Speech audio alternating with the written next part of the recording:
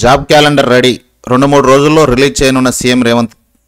Group 1, group 2, group 3, group 4 కేటగిరీలోని పోస్టులకు వచ్చే ఏడాది ఆగస్టు వరకు భర్తీ చేసే వివరాలతో నోటిఫికేషన్ వచ్చిన 4 నెలల్లోపే ప్రక్రియ పూర్తి.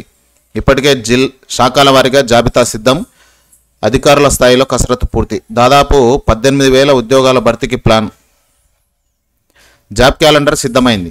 2-3 రోజుల్లో విడుదల చేసేందుకు ప్రభుత్వం ప్లాన్ చేస్తుంది. వచ్చే ఏడాది ఆగస్టు వరకు భర్తీ చేయనున్న పోస్టుల వివరాలతో దీనిని రూపొందించారు. దీనిని సీఎం రేవంత్ రెడ్డి చేతుల మీదుగా ఆవిష్కరించాలని ఆఫీసర్లు భావిస్తున్నారు. వాస్తవానికి ఇప్పటికే దీనిని రిలీజ్ చేయాల్సి ఉండగా లోక్సభ ఎన్నికల కారణంగా క్యాలెండర్ రూపొందించే ప్రక్రియకు ఆటంకాలు ఎదురయ్యాయి. ఎన్నికలు ముగిసిన అనంతరం కసరత్తు మొదలుపెట్టిన అధికారులు శాఖల వారీగా ఉద్యోగాల ఖాళీల వివరాలను సేకరించి లిస్టును సిద్ధం చేశారు.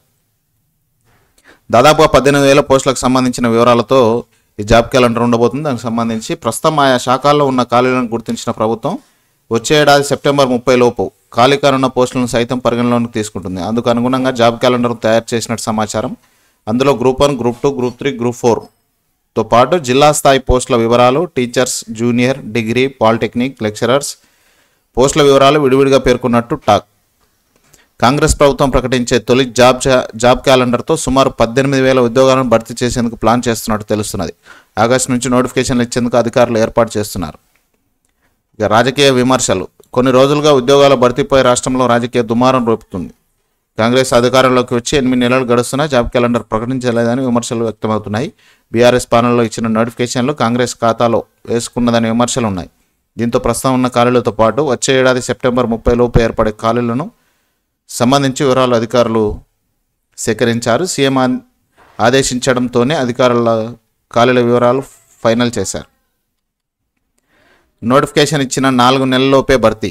ఏ కేటగిరీలో ఎన్ని పోస్టులు ఉన్నాయి, ఎప్పుడు నోటిఫికేషన్ ఇస్తారు, ఎప్పుడు ప్రిలిమినరీ పరీక్ష ఉంటుంది, ఎప్పుడు మెయిన్స్ నిర్వహిస్తారు, అపాయింట్మెంట్ ఎప్పుడు ఉంటుంది అనే అంశాలపైన క్లారిటీ ఇవ్వనున్నారు. నోటిఫికేషన్ ఇచ్చిన 4 నుంచి 5 నెలలలోపు భర్తీ ప్రక్రియ పూర్తి చేయాలని ప్రభుత్వం భావిస్తుంది.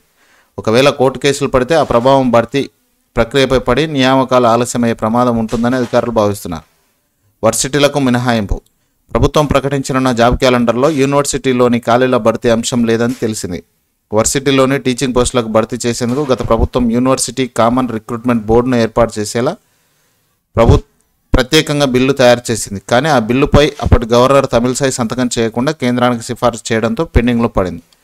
మొత్తానికైతే 2-3 రోజులలో జాబ్ క్యాలెండర్ రిలీజ్ కాబోతుంది. దానికి సంబంధించిన ఏ కేటగిరీ ఎప్పుడు ఉంటుంది, ప్రిలిమ్స్ ఎప్పుడు ఉంటుంది, మెయిన్స్ ఎప్పుడు ఉంటుంది, అపాయింట్మెంట్ ఆర్డర్స్ ఎప్పుడు ఇస్తారనేది పూర్తి వివరాలతో జాబ్ క్యాలెండర్ ఉంటుంది. ఇది సెప్టెంబర్ 30 లోపు జరగబోయే రిక్రూట్మెంట్స్ అన్నీ ఈ జాబ్ క్యాలెండర్ ప్రకారమే జరుగుతాయి.